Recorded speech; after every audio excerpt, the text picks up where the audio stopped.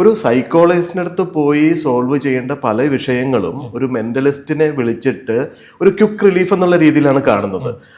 അതിനെക്കുറിച്ച് ഇതിന് എന്താ പറയാനുള്ളത്? ശരിക്കും അത് ഒരു ഭയങ്കരമായിട്ടുള്ളൊരു തെറ്റിദ്ധാരണയാണ്. ഒരു പരിധി വരെ ഈ തെറ്റിദ്ധാരണ ഉണ്ടാക്കിയത് മെന്റലിസ്റ്റുകൾ തന്നെയാണ്, ഞാനടക്കമുള്ള മെന്റലിസ്റ്റുകൾ തന്നെയാണെന്ന് പറയും. കാരണം ഇൻസ്റ്റന്റ് ആയിട്ടുള്ള സൊല്യൂഷൻസ് നമ്മുടെ പെർഫോമൻസിൽ അവർ കാണാൻ പറ്റും. ഇപ്പം ഫോർ എക്സാമ്പിൾ ഇപ്പോൾ മരിച്ചുപോയ ഒരാൾ മുന്നിൽ കാണിച്ചു കൊടുക്കുക, അപ്പോൾ അവരുടെ പ്രശ്നം ചിലപ്പോൾ അതായിരിക്കും, ഈ ഒരു ട്രോമ ആയിരിക്കും അവർക്ക് ഉണ്ടാവുക. അപ്പോൾ ഇതൊക്കെ റിയൽ ആയിട്ട് കാണിക്കുന്ന ആൾ മെന്റലിസ്റ്റ് ആണ്.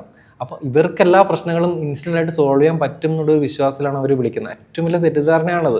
അവർ വിളിക്കുന്നതിൻ്റെ സാഹചര്യം കൂടിയുണ്ട്.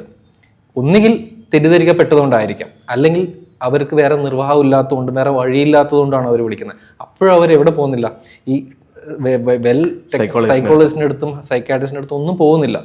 എനിക്ക് തോന്നുന്നു അതൊരു വലിയ പ്രശ്നമാണ്. കാരണം ശരിക്ക് ഞാൻ ഈ വിഷയത്തിനെ കുറിച്ച് സംസാരിക്കുന്നത് തന്നെ, ഞാൻ സംസാരിക്കുന്ന ആളല്ല,